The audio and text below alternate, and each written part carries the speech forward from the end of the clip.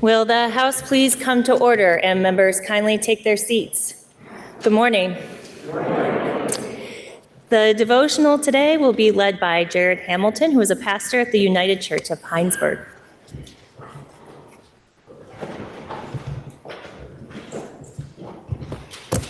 Thank you. In 1999, the 30th General Conference of the United Nations Educational, Scientific, and Cultural Organization adopted this date, March 21st, as International Poetry Day.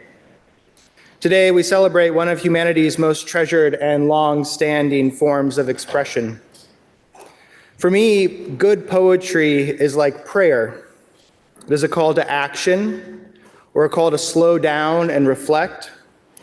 Poetry can help me open my eyes be more fully aware when I'm walking in the woods or when I'm sitting at the dinner table with my children. It can make me cry. It can make me angry. Sometimes it can make me sleepy.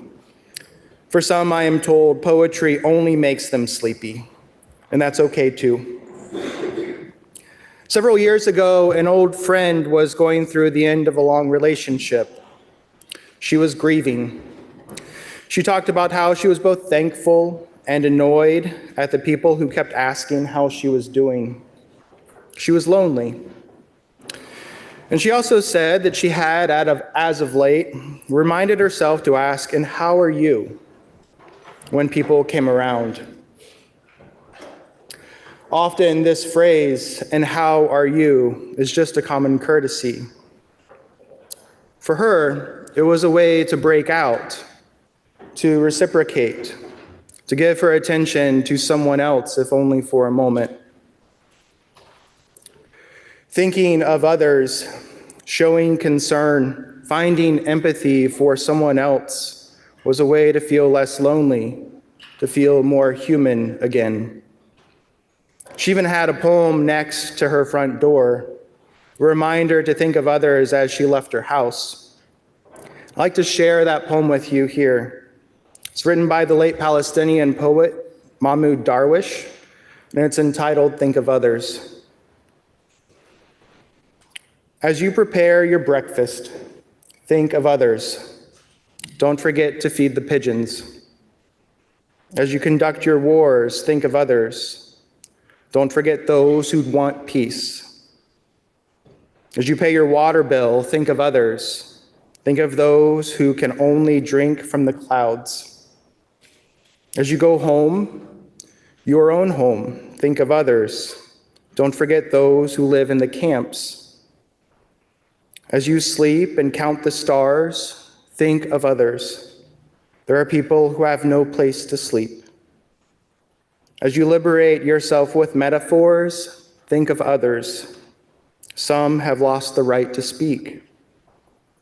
And as you think of distant others, think of yourself and say, "I wish I were a candle in this darkness." Thank you.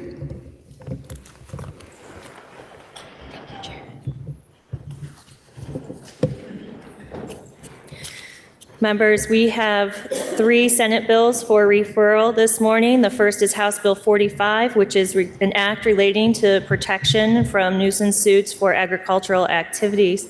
Introduced by Senator Douglas and others, please listen to the first reading of the bill.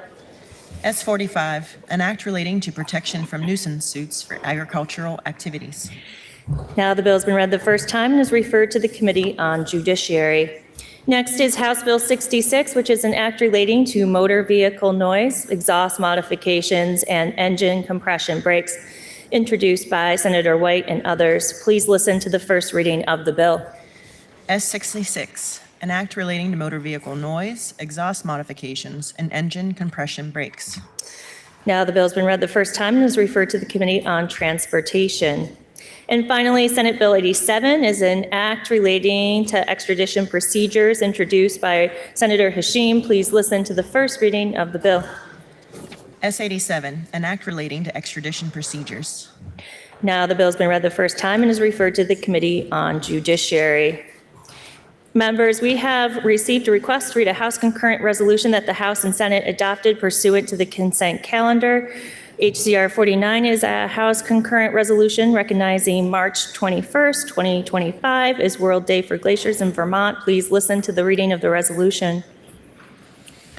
Whereas, according to the United Nations Resolution 77-158, which the United Nations General Assembly adopted on December 14th, 2022, glaciers are a critical component of the hydrological cycle, and the current accelerated melting and retreat of glaciers have severe impacts on the climate, the environment, the maintenance of human well-being, and health and sustainable development.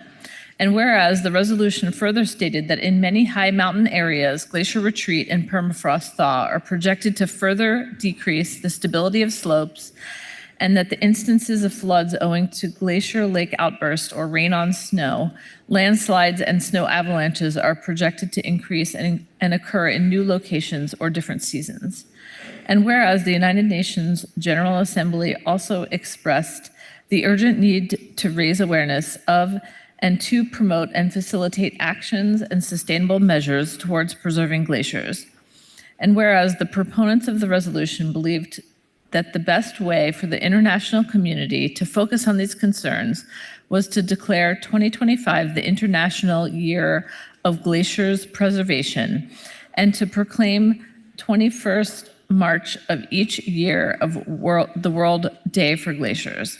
And whereas the first World Day for Glaciers will be observed on March 21st, 2025, and will include official events at United Nations headquarters in New York City and at UNESCO headquarters in Paris, featuring glaciologists, policymakers, and the media, designed to bring attention to this climate situation. Now, therefore, be it resolved by the Senate and House of Representatives that the General Assembly recognizes March 21st, 2025 as World Day for Glaciers in Vermont. And be it further resolved that the Secretary of State be directed to send a copy of this resolution to the United Nations Secretary General. Are there any announcements? Member from Heinsberg. Thank you, Madam Speaker. I'd like to recognize today's devotional speaker, Pastor Jared Hamilton. Jared grew up in an Ohio farm, so he easily fit into Heinsberg's community when he joined the United Church of Heinsberg in 2012. For example, Jared and I have regular discussions about raising our bees, keeping our chickens safe from predators, and the unique dynamics of coaching 7-year-old sports teams. Just on a side note, I'll share with you all, we've both learned when coaching these age groups, it's the parents you have to control. I respect Jared's focus on local community. He said our church won't measure success by the number of pews filled on Sunday morning, but rather how many community members, especially our youth and seniors, we impact every day of the week. I must acknowledge the United Church community has become a critical family member in my life. So I ask the body to show our belief in all Vermonters' love of community by welcoming Pastor Jared to the People's House. Will the guests of the member from Heinsberg please rise and be recognized?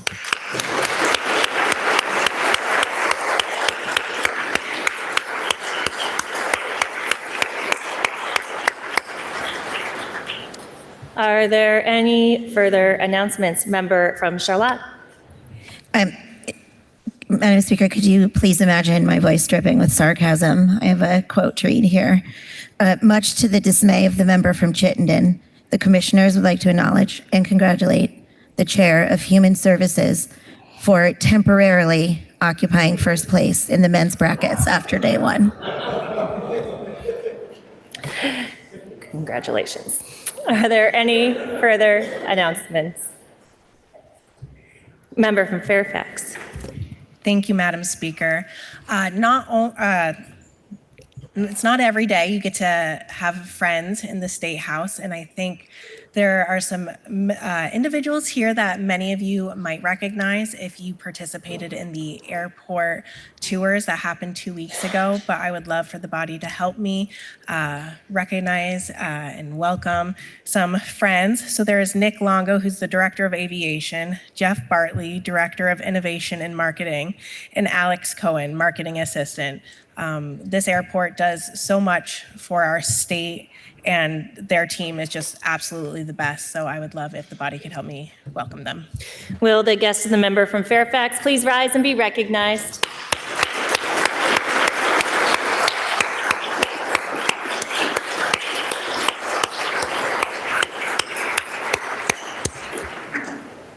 Are there any further announcements? Member from Berry City. Thank you, Madam Speaker. I don't have a speech prepared, and I'll be short. I'd like to wish the member from Bradford a very happy birthday.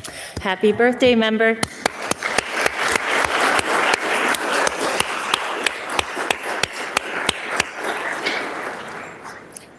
Are there any further announcements? Seeing none, orders of the day.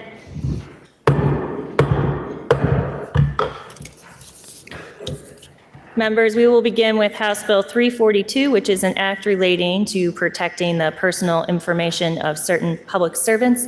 Member from Coventry. Thank you, Madam Speaker.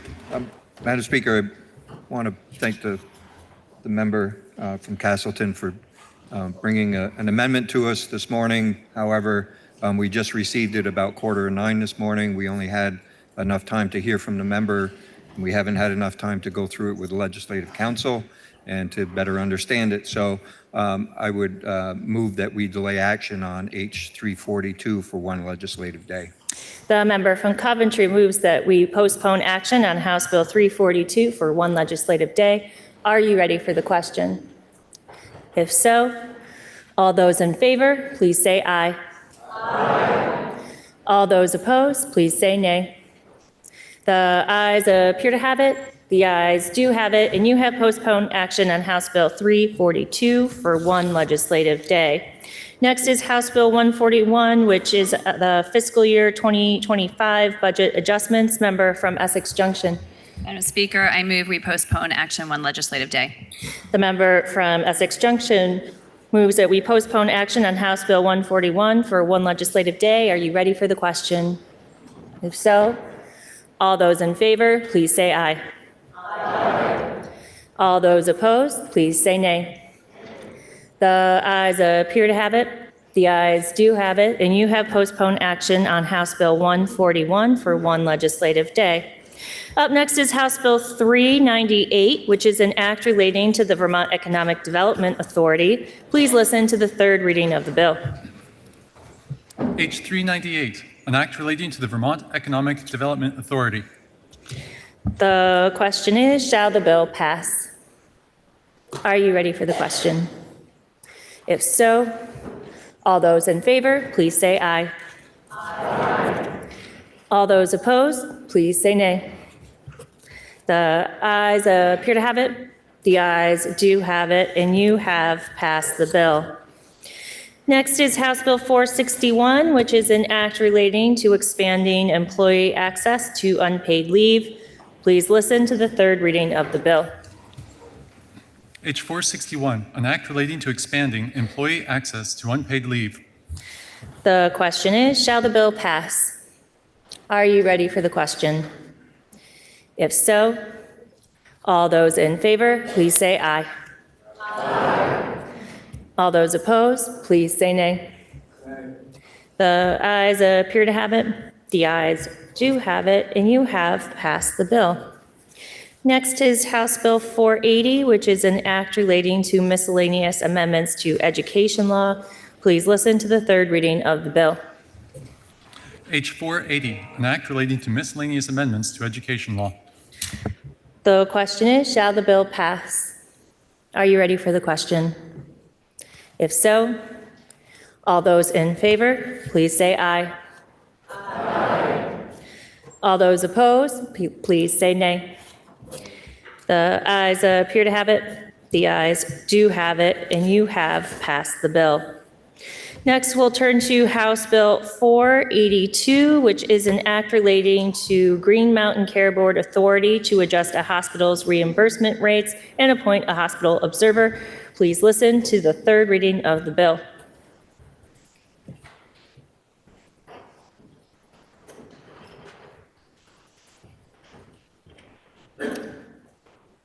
Please listen to the third reading of the bill.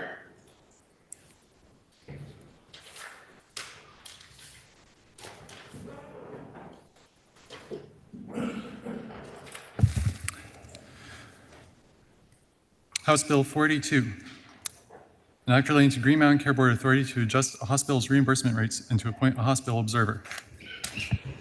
The question is, shall the bill pass? Are you ready for the question? If so, all those in favor, please say aye. Aye. All those opposed, please say nay.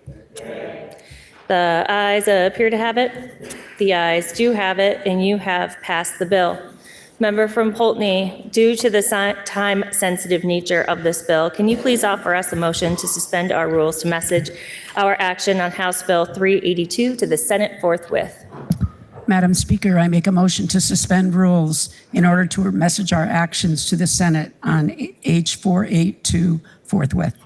The member from Poultney moves that we suspend our rules to message our action on House Bill 482 to the Senate forthwith. Are you ready for the question? If so, all those in favor, please say aye. Aye. All those opposed, please say nay. The ayes appear to have it. The ayes do have it, and you have suspended our rules to message our action on House Bill 482 to the Senate forthwith. Members will now turn to House Bill 10, which is an act relating to approval of amendments to the charter of the City of Barry. The bill was referred to the Committee on Government Operations and Military Affairs, which recommends that the bill be amended as printed in today's calendar. The member from Cavendish, Representative Kaufman, will speak for the committee. Please listen to the second reading of the bill. H10, an act relating to approval of amendments to the Charter of the City of Barry. Member from Cavendish.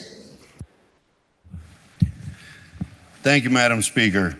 Your Committee on Government Operations and Military Affairs presents H10, an act relating to the approval of amendments to the Charter of the City of Barry. H10 can be found on our committee page and the amendment on page 963 of today's calendar. This bill has three main purposes. First, to establish the date of the annual city meeting as the second Tuesday of May, voted on by the city during their last meeting at a vote of 899 to 618. Second, separate the office of city clerk and city treasurer and establish the city treasurer as an appointed position. The vote count on that was 1,057, 424. And thirdly, removes the reference to the city school district, which has been replaced by the Barry Unified Union School District. The vote count on that was 1,061 to 389. Section 1 is amended to read, the General Assembly approves the amendments to the Charter of the City of Barry as set forth in this act. The voters of the city approved the amendments on May 14th, 2024. Subsection 110 strikes the words "and the city school district." Subsection 111 strikes the word "and." Subsection 202A changes the meeting date to the second Tuesday in May. Subsection 203 strikes the language referring to the school districts. Subsection 205A1 removes the treasurer as an elected position. Section 3 of that is repealed, and also paragraph B is repealed. Subsection 206A strikes out "or commissioner," and C is repealed. Subsection 301 has a new part B referring to appoint and remove treasurer and such assistant treasurers as shall be deemed necessary, who will be responsible for the performance of all duties of a municipal treasurer under state law. Subsection 207 is a date change reflecting the second Tuesday in May and striking the word March. Section 3, subsection 413, School District, 516, Powers and Duties of Board of School Commissioners, and 517, Appointment of Superintendents and Principal are repealed. Section 4, Effective Date. This act shall take effect upon passage. We took testimony from Legislative Counsel, Office of Legislative Counsel, both bill sponsors, the City Manager, City of Barry, Clerk Treasurer, Barry City, City of Barry. This bill and the amendment were voted out of committee on a vote of 11-0-0, and we ask for your support. The question is, shall the bill be amended as recommended by the Committee on Government Operations and Military Affairs? Are you ready for the question? If so, all those in favor, please say aye. Aye. All those opposed, please say nay. The ayes appear to have it. The ayes do have it, and you have amended the bill. Now the question is, shall the bill be read a third time? Are you ready for that question? If so, all those in favor, please say aye. Aye. All those opposed, please say nay. The ayes appear to have it. The ayes do have it, and third reading is ordered. Next is House Bill 319, which is an act relating to miscellaneous environmental subjects. The bill was referred to the Committee on Environment, which recommends that the bill be amended as printed in today's calendar. The member from Randolph, Representative Sakowicz, will speak for the committee. And affecting the revenue of the state, the bill was then referred to the Committee on Ways and Means, which recommends that the bill ought to pass when amended, as recommended by the Committee on Environment. The member from Burlington, Representative Odie, will speak for that committee. Please listen to the second reading of the bill. H 319, an act relating to miscellaneous environmental subjects. Member from Randolph. Madam Speaker, H 319, an act relating to miscellaneous environmental subjects, makes several changes to our statutes concerning the Department of Environmental Conservation, may be found on page 963 of today's calendar. In Section 1, in 2024, the General Assembly required the Agency of Natural Resources, ANR, to report on how to establish end-of-life management programs for certain batteries, such as hybrid and electric vehicle batteries, energy storage batteries, and batteries that are not easily removable from products. Section 1 would shift the responsibility for that report from ANR to the stewardship organization running the State Battery Stewardship Program, and would also extend the date of the report from July 1, 2026 to July 1, 2027. This is because the battery industry are the experts here and so are better equipped to figure this all out. Section 2 concerns underground storage tanks in 10 VSA 1927D. It would amend the delivery standard for fuel to Category 1 underground storage tanks, which are any underground storage tanks except for home heating tanks and farm and residential tanks for motor fuel. The current standard requires a fuel dealer to make a visible inspection of the tank to determine if the tank is designated by ANR as not suitable for delivery, and the proposed change would prohibit delivery if the tank is not permitted by ANR. Dealers will then be able to check before delivery whether a tank is permitted or not. Section 3 is a definition section. No changes to current statute, but is useful as a reference for other parts of the bill. Sections 4 through 8 amend the Extended Producer Responsibility Program for covered household hazardous products that we enacted last session. These sections amend several program provisions to address how it will be implemented. The effect of these changes is to put in place a limited version of the collection plan under the program for 3 years to collect information and determine best practices for implementation of a full plan. Although such a program has been implemented in other countries, this is the first in the United States, and more time is needed to get up and running. Section 4 amends 10 VSA 7182 by clarifying that a manufacturer may not sell a covered household hazardous product in the state if the manufacturer is not registered with the stewardship organization for the program, delays until renewal of registration certain information about participants and covered products to allow for initial implementation and collection of the information, and also requires that a manufacturer of covered household hazardous products to register with ANR on or before November 1, 2025. Section 5 amends 10 VSA 7183 to implement the initial plan. This initial plan will last for 3 years, after which the stewardship organization will be required to issue a plan that meets all the traditional requirements of an extended producer responsibility plan, including free statewide collection, the convenience of collection, public education, compliance with environmental standards, performance goals and funding, including payment to municipal entities participating in the plan. These are the same plan components as were enacted last year. Section 6 adds a subsection to 10 VSA 7184, clarifying that the organization may charge its members reasonable fees for organization, administration, and implementation. This is typically how EPR programs work, and usually without specific statute addressing assessment of the fees, but the manufacturers for this program wanted to be clear regarding the authority.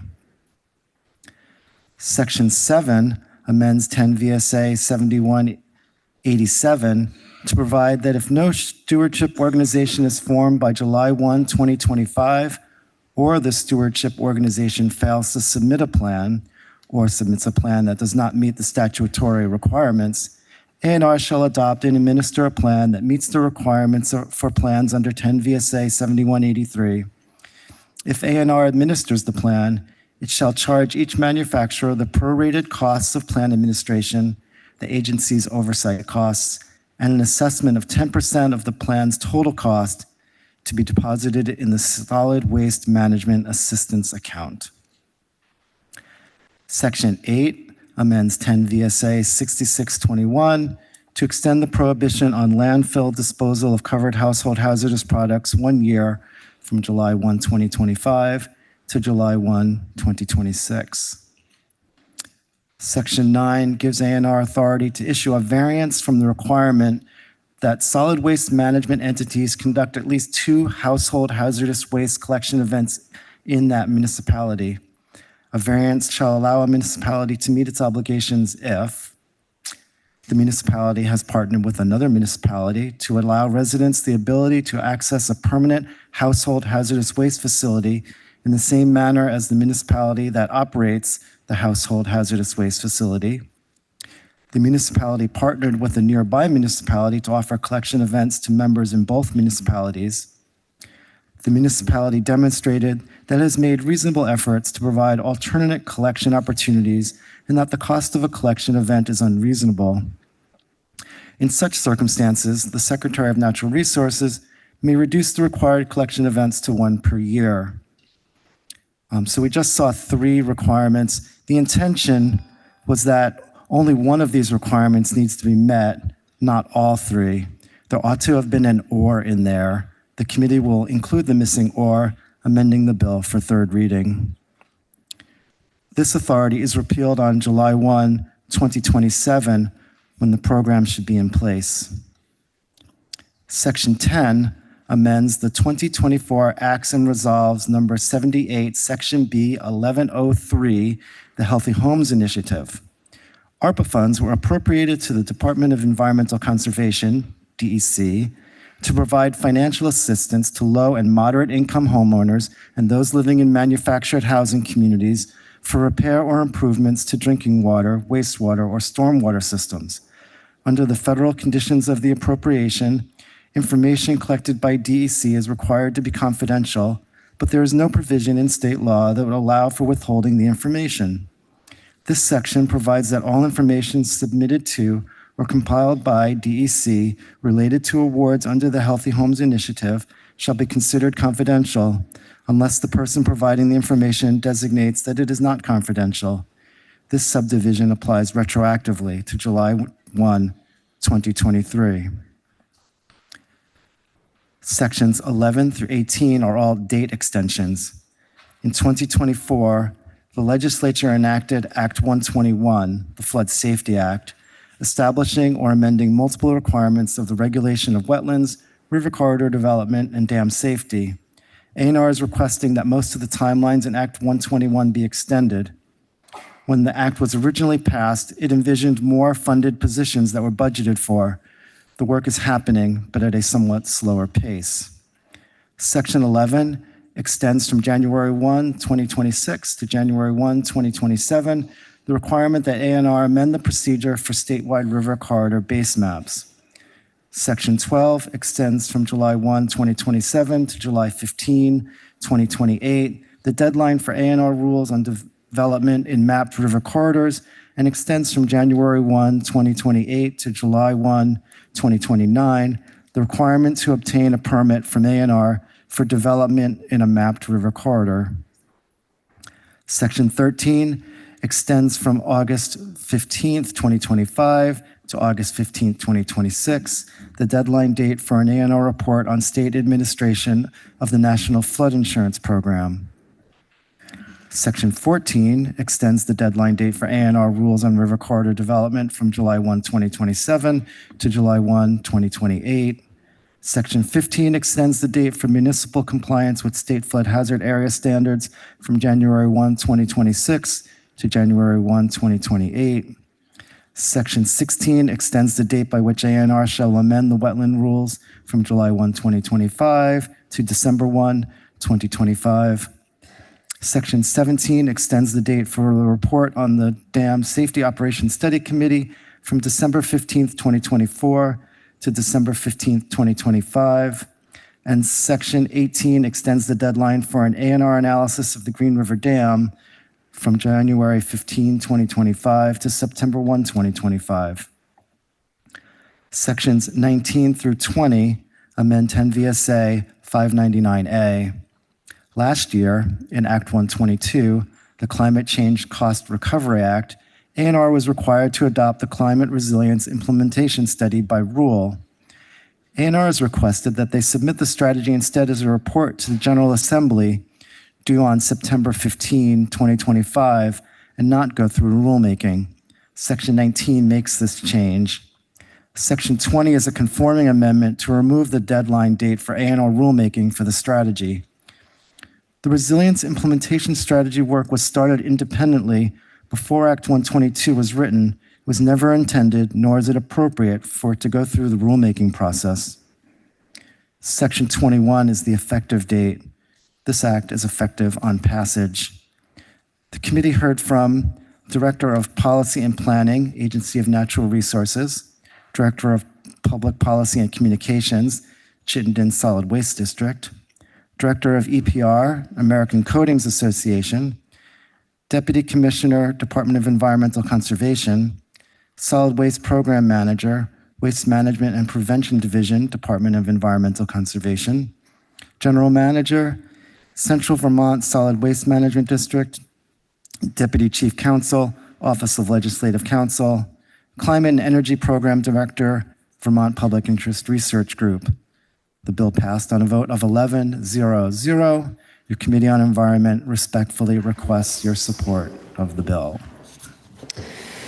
And now for the Committee on Ways and Means, member from Burlington. Madam Speaker, your Committee on Ways and Means received H319 to review revenue implications. The fiscal note can be found on Joint Fiscal Office webpage under H319. You heard that manufacturers must run collection programs for specified household hazardous waste, with A&R overseeing and approving their plans. The proposed language in this section would act as a contingency. If manufacturers do not submit their required plans by July 1, 2025, A&R must implement one on their behalf.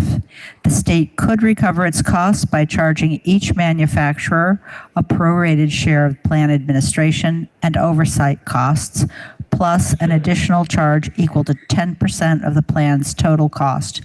This charge would be deposited in the solid waste management account within the Waste Management Assistance Fund to support pollution prevention and hazardous waste reduction grants for municipalities and small businesses. Based on information provided by ANR, the fiscal impact of this section on solid waste management account revenue is likely de minimis.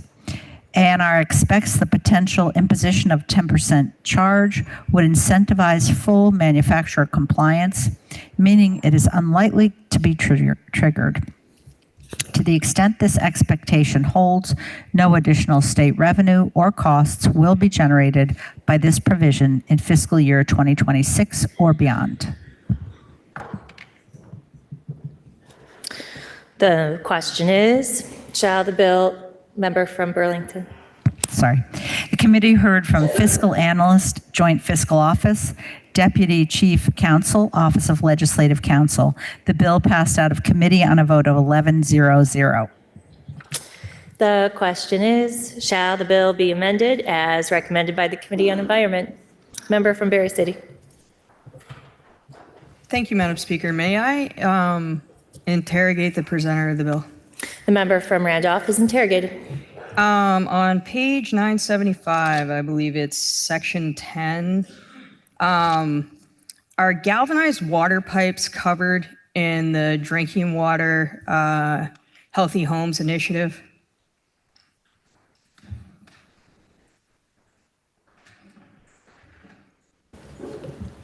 Madam Speaker, I do not know the answer to that question. I could confer with Legislative Counsel briefly.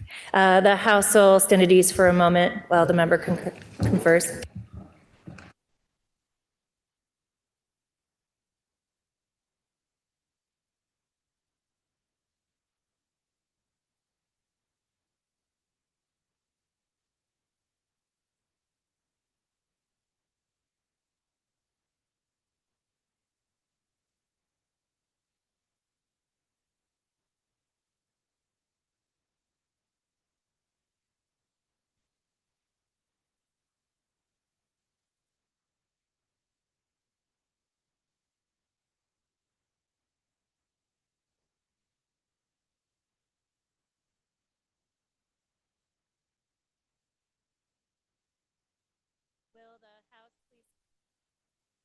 Will the House please come to order?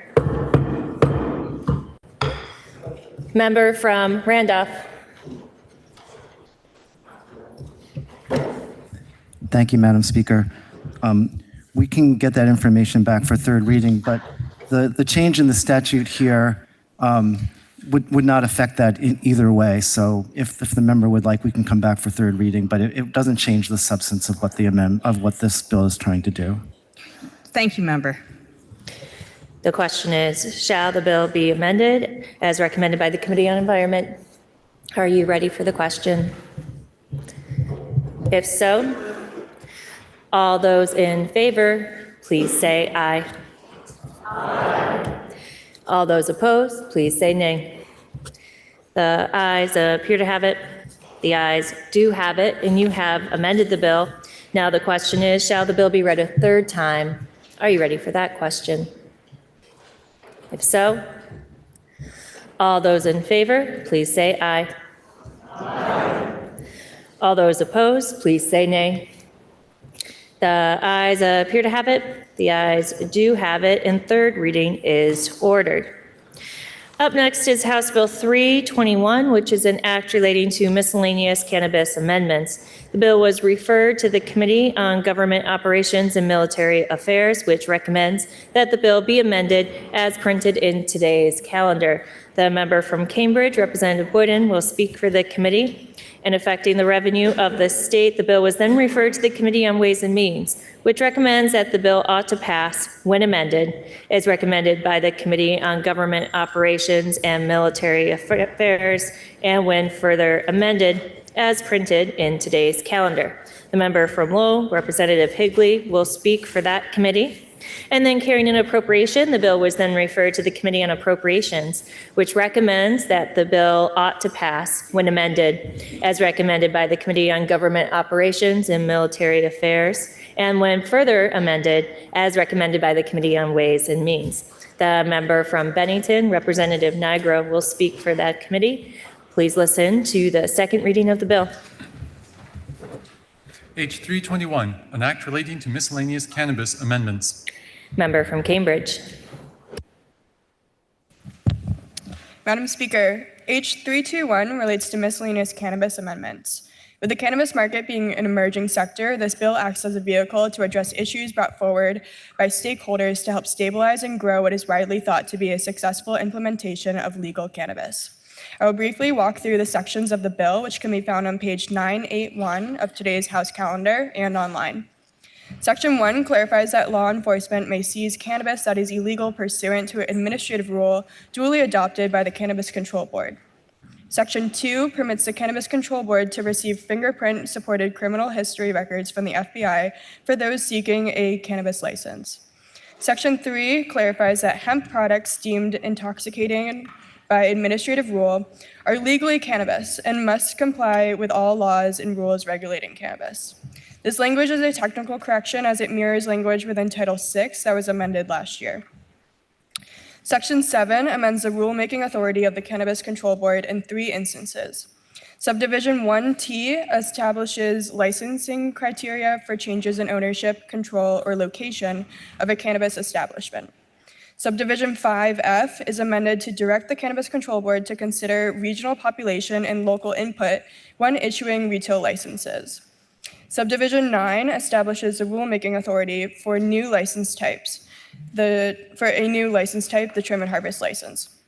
Section 5 amends 7 VSA 883 to allow the Cannabis Control Board to, if needed, use third-party background check companies to satisfy the background check requirement.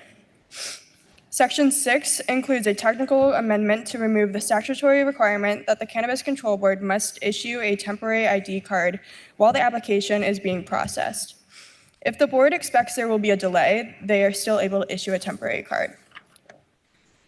Section 7 allows the Cannabis Control Board to issue a temporary permit to operate a cannabis establishment in the event the owners of a license are unable to continue operations due to incapacity, bankruptcy, dysfunction, or abrupt closure. Section 8 creates the new trim and harvest license type and authorizes this license to operate at multiple locations. Section 9 amends the cultivator license packaging requirements to include a harvested on date as well as a packed on date. Section 10 amends retailers to, Section 10 adds retailers to Subdivision A2, which allows propagation cultivators, also known as cannabis nursery licensees, to sell their seedlings to retailers who can register and sell them to home growers. Section 11 mirrors Section 8, creating the trim and harvest service license. Section 12 amends 7 VSA 910 Cannabis Establishment Fee Schedule. Subdivision 8 establishes a $500 annual fee for the trim and harvest service license. Subdivision 9 is amended to create a 2-year option for employee ID cards. Subdivision 10 is amended to allow the board to issue longer product registrations for products that are determined to be shelf stable. Subdivision 12 removes the intent to apply fee as the board has found it no longer necessary. Section 13 adds the cannabis excise tax compliance information to the bulk sale process. With the cannabis excise tax being a relatively new trust tax, it was found by the tax department that it should be included in this process. Section 14 removes the reporting requirement for the auditor within Act 164 of 2020. This report related to the organizational structure and membership of the Cannabis Control Board and whether the structure continues to be the most effective for carrying out statutory duties. This report is now not needed as over the last few years, the Cannabis Control Board has effectively developed systems, performance benchmarks, and engaged with an outside consultant to evaluate their internal organizational and government structure. Section 15 creates 1 full-time enforcement attorney position within the Cannabis Control Board in FY26. This position would be dedicated to managing the agency's increased enforcement caseload, allowing the board's current attorney to focus on rulemaking. Section 16 is the effective date of July 1st, 2025. The committee heard testimony from Chief Executive Officer, Sunset Lake CBD, Legislative Advisor, Executive Director, and co-founder of Vermont Growers Association, Executive Director, Health Equity Advisory Commission, co-founder of Green Mountain Patients Alliance, owner of Zen Barn, owner of Juniper Lane, owner of Vermont Bud Barn, Director of Advocacy and Community Engagement, Land Access and Opportunity Board, Director of Program Development, Land Access and Opportunity Board, Director of Vermont Cannabis Action Fund, Policy Director of Rural Vermont, Chair and General Counsel, Cannabis Control Board, Joint Fiscal Office, Legislative Counsel, Office of Legislative Counsel. The bill passed out of committee on a vote of 10-0-1. Your Committee on Government Operations and Military Affairs respectfully requests your support. Now recommending for the Committee on Ways and Means, member from Lowell. Thank you, Madam Speaker. Your Committee on Ways and Means considered the Government Operations and Military Affairs report favorable with an amendment that you'll find on page 992 of today's calendar. Some of the changes can be found. There is a Joint Fiscal Office report dated March 14th that you can look at this fiscal note. When the government operations member talked about a new trim and harvest service license, that's creating a new $500 fee for that. It's also allowing for longer employee licenses extended up to 2 years instead of the current annual renewal, and product licenses as well at the discretion of the Cannabis Control Board for cannabis establishments. It's also requiring that a business that collects the cannabis excise tax notify the Department of Taxes before transferring the business to a new entity. The bill would have minimal impact on fee revenue for the Cannabis Regulation Fund. Fewer than 10 establishments are expected to apply for that $500 harvest and trim license.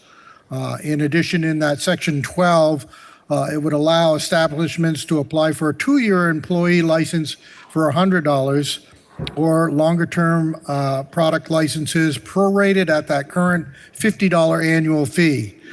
This would change the timing of revenues received by the Cannabis Regulation Fund for those fees, but in the long term, the revenue received is not expected to change.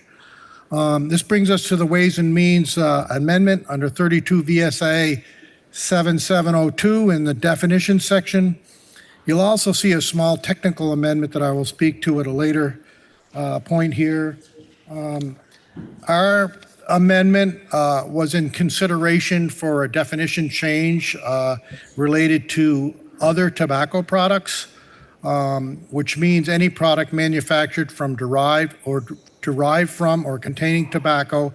And here's what we've included: or nicotine, whether natural or synthetic, and including nicotine alkaloids and nicotine analogs that is intended for human consumption by smoking, chewing, or in any other manner. There's another section, again, under new smokeless tobacco. Again, we're including that wording, or nicotine, whether natural or synthetic, including nicotine alkaloids and nicotine analogs. This is something that the tax department has been taxing right along, so it's not a change. So again, there shouldn't be any revenue increase or decrease with this. And we heard from Joint Fiscal Office, Legislative Counsel, the chair of the Cannabis Control Board, and a vote of 11-0-0. We ask for your support. Member from Cambridge. Thank you, Madam Speaker. Your Committee on Government Operations and Military Affairs found the amendment favorable on a straw poll vote of 11-0-0 and respectfully request your support. And now speaking for the Committee on Appropriations, member from Bennington. Madam Speaker, H321 was referred to the Appropriations Committee because of the creation of the new enforcement attorney position. This position is estimated to cost $150,000 per year. However, the Cannabis Control Board will be able to fund the role through their fiscal year 26 budget, as recommended by the governor, without any additional appropriation. It is worth noting that this position is expected to have some positive impact on revenue through increased capacity for enforcement actions. The Appropriations Committee favorably recommends H321 as amended by the Government Operations and Military Affairs Committee and as further amended by the Ways and Means Committee by a vote of 11-0-0. We thank the committees for their work and ask for your support. The first question is on the report of the Committee on Government Operations and Military Affairs. The question is, shall the bill be amended as recommended by the Committee on Government Operations and Military Affairs? Are you ready for the question? If so, all those in favor, please say aye. Aye. All those opposed, please say nay. The ayes appear to have it. The ayes do have it, and you have amended the bill. Now we'll turn to the report of the Committee on Ways and Means. The member from Lowell, Representative Higley, offers an amendment to the report of the Committee on Ways and Means that is printed in today's calendar. Member from Lowell. Madam Speaker, I believe this is the amendment that removes, it's a technical amendment, which removes an and. This is under definitions under other tobacco products. I read that, and there was an and in there where under the new smokeless tobacco definition, that and was not there. And so for consistency, that and was removed. Thank you. The question is, shall the report of the Committee on Ways and Means be amended as offered by the member from Lowell? Are you ready for the question? If so, all those in favor, please say aye. Aye. All those opposed, please say nay. The ayes appear to have it. The ayes do have it, and you have amended the report of the Committee on Ways and Means. Now the question is, shall the bill be amended as recommended by the Committee on Ways and Means as amended? Are you ready for that question? If so, all those in favor, please say aye. Aye. All those opposed, please say nay. The ayes appear to have it. The ayes do have it, and you have further amended the bill. Now the question is, shall the bill be read a third time? Are you ready for that question? If so, all those in favor, please say aye. Aye. All those opposed, please say nay. The ayes appear to have it. The ayes do have it, and third reading is ordered. Next is House Bill 484, which is an act relating to miscellaneous agricultural subjects.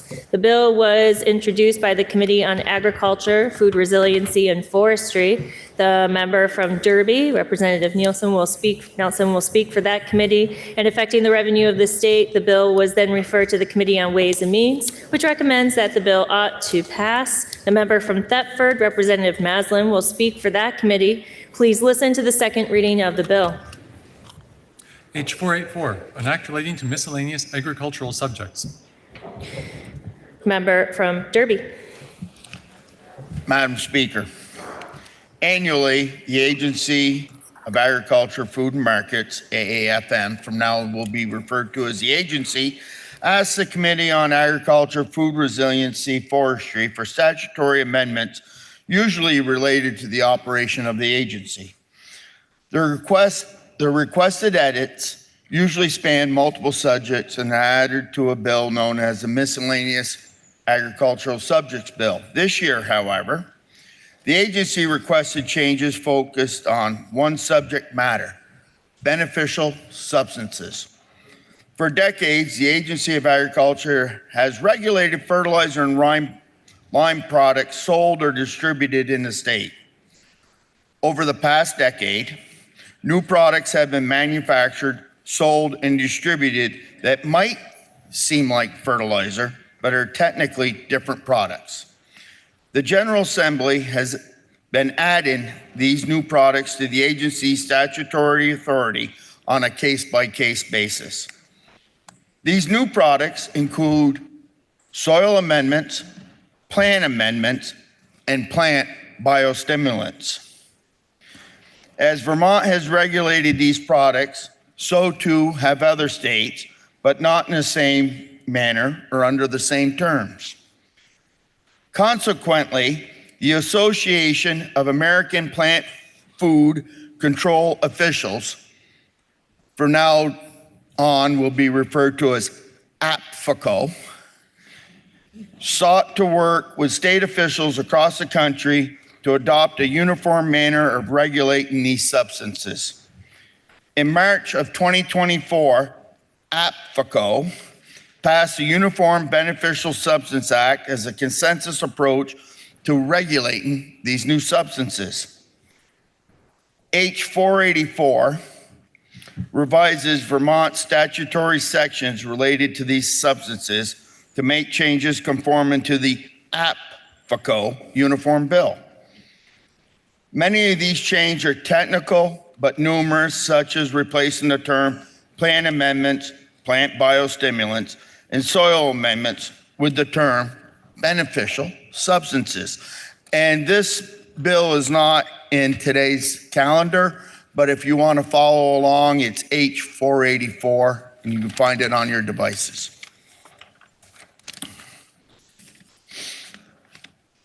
Section 1 amends the chapter in Title VI under which fertilizer, lime, plant amendments, soil amendments, and plant biostimulants are regulated by the agency. Section 361, Section 1 amends the name of the chapter in the header and 6 VSA. The chapter titled is amended to be Fertilizer, Lime, and Beneficial Substances Law. Section 363, the bill amends the definitions section for the chapter. It added definition of beneficial substances.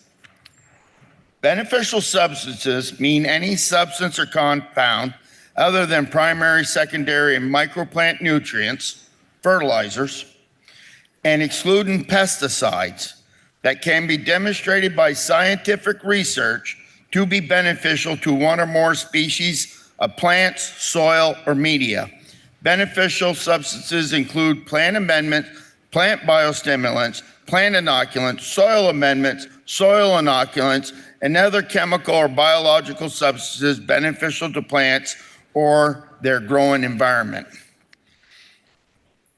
The first sentence of this definition is based on the APFCO uniform law. The second sentence is state-specific to designate these products that will be covered under the term beneficial substances in Vermont. Throughout the section, throughout the bill, you will see conforming change, replacing the words plant amendment, plant biostimulant, soil amendment with the term beneficial substances. I will refer to this change as a conforming term change. Section 363 amends the term plant biostimulant to conform with the definition from the APFCO uniform law, most notably to indicate that plant biostimulants thereby improves nutrient availability, uptake, or use efficiency, tolerance to abiotic stress, and consequent growth, development, quality, or yield.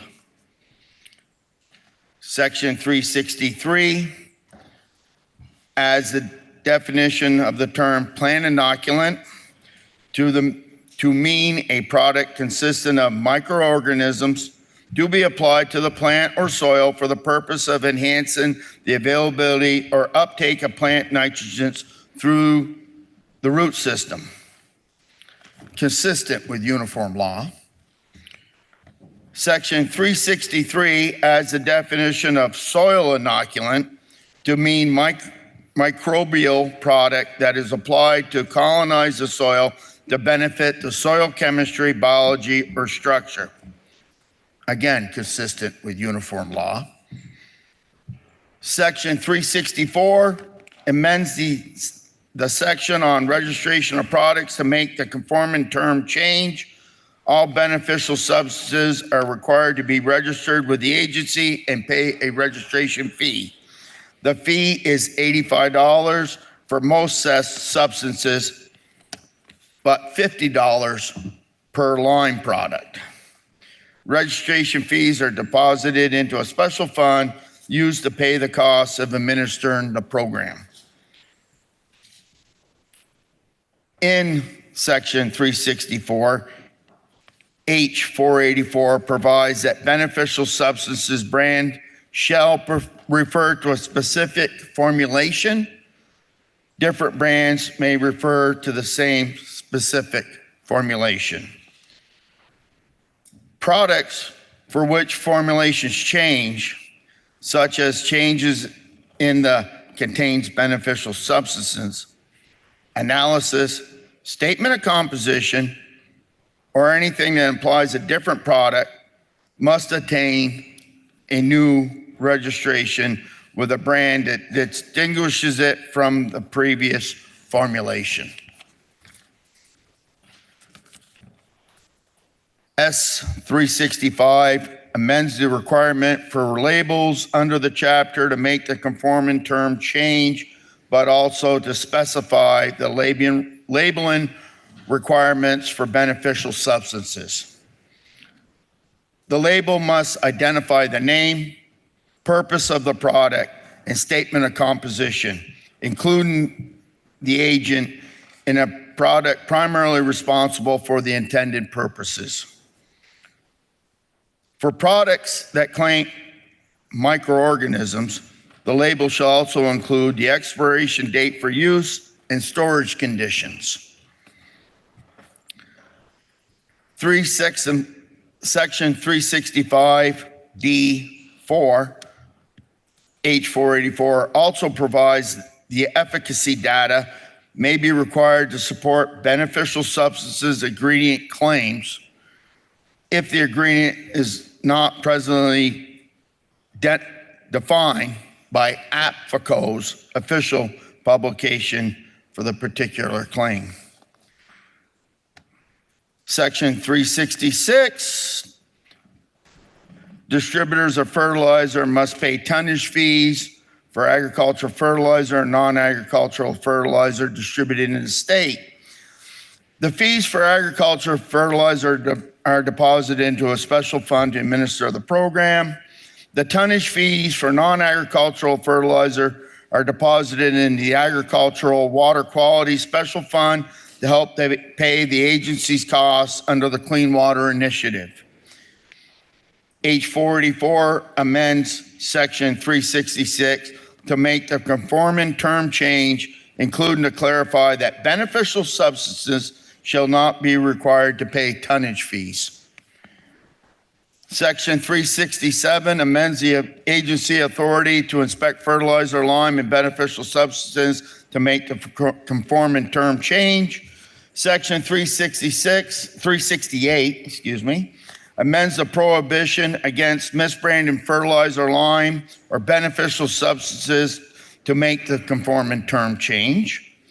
Section 369 amends the prohibition against sale or distribution of adulterated products to make the conforming term change and to provide that a product shall be adulterated if it includes any deleterious or harmful ingredients or in an amount sufficient to render it injurious to beneficial plant life, animals, human, aquatic life, soil, or water. Section 370 amends the requirement that the agency annually publish information related to the distribution of fertilizer, lime, and beneficial substances to make the conforming term change. Section 374 amends the prohibition on the distribution of products improperly short of weight to make a conforming term change. Section 375 amends the agency authority to cancel registration of a product for violation of a of the chapter to make the conforming term change. 376 amends the agency's authority to detain products the agency reasonably believes to be in violation and to ultimately condemn the products to make the conforming term change. 379 amends the authority of registered fertilizer, lime, or beneficial substances manufacturers to exchange materials to make the conforming term change. And finally, Section 380 amends the agency's administrative penalty authority for violations of the chapter to make the conforming term change, but to also clarify that the following are violations: distribution of an adulterated product, failure to disclosure potentially deleterious components on the label of a product, or failure to report the amount and form of each beneficial substance. The effective date will take place on July 1st, 2025. We took witnesses from the Deputy Chief Counsel from the Office of Legislative Counsel,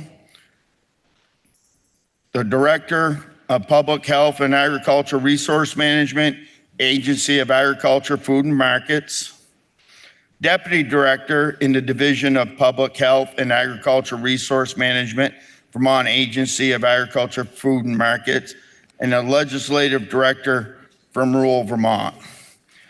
It passed our committee on a vote of 8-0-0, and we would appreciate a yes vote. And now speaking for the Committee on Ways and Means, member from Thetford. Thank you, Madam Speaker. Madam Speaker, as the subject matter of this bill potentially affects the revenues of the state, it was referred to Ways and Means. We had a thorough walkthrough, and I'd like to say, Madam Speaker, we appreciate very much the detailed description of the substance of the bill that we heard from the member from Derby, because members of Ways and Means were quite unacquainted with this subject matter. Along the way, we heard from the member from Derby, we heard from Joint Fiscal Council, we heard from, getting our members mixed up here, JFO and also Legislative Council. And on a vote of 11-0-0, we recommend the bill ought to pass. Thank you, Madam Speaker. The question is, shall the bill be read a third time? Are you ready for the question? If so, all those in favor, please say aye. Aye. All those opposed, please say nay. The ayes appear to have it. The ayes do have it, and third reading is ordered. Members, before we start this next bill, I have an update. We will hear the report of House Bill 489, fiscal year 2025 budget adjustments, and then after we hear the reports, we will be taking a brief recess for a request for caucus. With that, the final bill on our action calendar today is House Bill 489, which is an act relating to fiscal year 2025 budget adjustments. The bill was introduced by the Committee on Appropriations. The member from Middlebury, Representative Schy, will speak for that committee. And affecting the revenue of the state, the bill was then referred to the Committee on Ways and Means, which recommends that the bill ought to pass. The member from Brattleboro, Representative Kornheiser, will speak for that committee. Please listen to the second reading of the bill. H489, an act relating to fiscal year 2025 budget adjustments. Member from Middlebury. Madam Speaker, here we go again. The Committee of Conference report for the Budget Adjustment Act, which I reported on 9 days ago on March 12th, was vetoed by the governor last week. After further discussions with the administration, we offer a new BAA that does or does not do the following. It does not add or create new positions in the Attorney General's Office or the Human Rights Commission, which reduces appropriations by $67,500. It adds back a $14 million one-time appropriation to the Treasurer's Office per the governor's recommend to backfill emergency board decisions. It does not revert additional appropriation balance. It reduces the appropriation to the Department for Children and Families to extend the cold weather exemption for general assistance emergency housing until June 30th. DCF can utilize existing funding to fund the cold weather exemption extension, which is about $1.84 million. It eliminates $1.6 million appropriation for grants to municipalities impacted by flooding in the summer of 2024. It eliminates additional one-time appropriation to VHCB for housing and the completion of the pilot project for disability housing as outlined in Act 186 of 2022. It restructures the year-end construct so that the amount of funds set aside for fiscal year 26 is dealt with differently. It's reserved rather than transferred. That's kind of technical. It reverts and does not reappropriate funds to the judiciary for additional network and security investments and an ADA accessible bathroom at the Essex Meeting House. So what we really left in was we left in the general assistance emergency housing dates until June 30th, and we took out everything else. So pretty much everything goes back to the governor's original proposal with the exception of those June dates. This emergency housing has been called a failed program. However, the voucher system for emergency housing is not designed to solve homelessness. It's meant to mitigate its worst effects. It keeps roofs over people's heads. You can get rid of the motel rooms, but that doesn't get rid of the people. Madam Speaker, the vote on Budget Adjustment 2.0 was 8-3-1, and no, it's not, it was 8-3. 8-3, and we hope you will support the committee by voting yes. Thank you. And now for the Committee on Ways and Means, member from Brattleboro.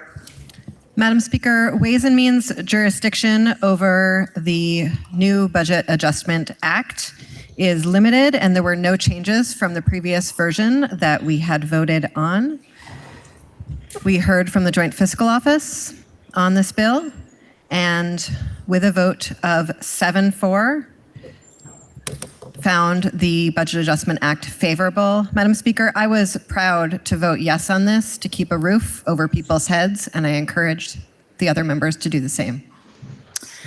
Members, at this time, we will recess. The House Republican Caucus will be meeting in room 10. The House will stand in recess until the fall of the gavel at 11:15.